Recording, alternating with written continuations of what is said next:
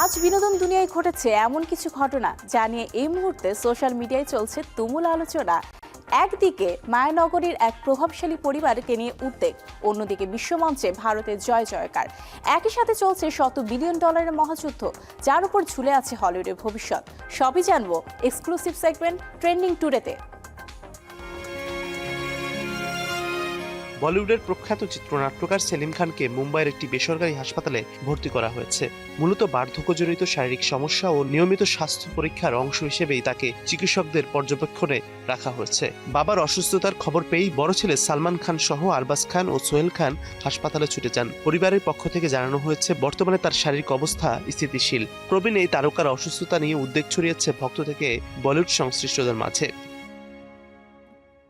আগামী 22 ফেব্রুয়ারি লন্ডনের royal festival হলে আয়োজিত হতে যাচ্ছে British academy of film and television আর্টসের জমকালো আসর।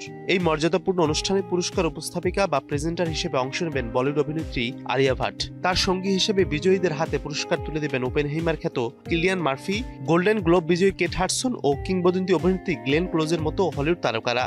এর আগে ভারত থেকে প্রিয়াঙ্কা চোপড়া ও দীপিকা পাড়ুকোন বাফটার মঞ্চে প্রেজেন্টার হিসেবে ছিলেন। সেই তালিকায় তৃতীয় ভারতীয় অভিনেত্রী হিসেবে নাম লেখালেন আলিয়া। ওয়ার্নার ব্রাদার্সকে কিনতে প্যারামাউন্ট এখন $108.4 বিলিয়ন একটি বিশাল নগদ অফার দিয়েছে, যা নেটফ্লিক্সের আগের প্রস্তাবকে সরাসরি চ্যালেঞ্জ করছে।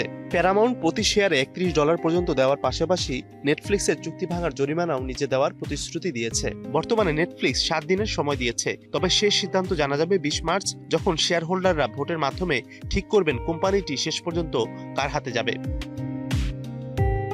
এক জাঁকজমকপূর্ণ অনুষ্ঠানের মাধ্যমে মিস ইউনিভার্স ফিলিপাইন 2026-এর 51 জন প্রতিযোগীকে আনুষ্ঠানিকভাবে পরিচয় করিয়ে দিয়েছে। ক্রিমসন ও পিঙ্ক শেডের নজরকাড়া পোশাকে এই সুন্দরীরা তাদের প্রথম অফিসিয়াল প্যারেড বা দ্য ফার্স্ট ওয়াক সম্পন্ন করেন।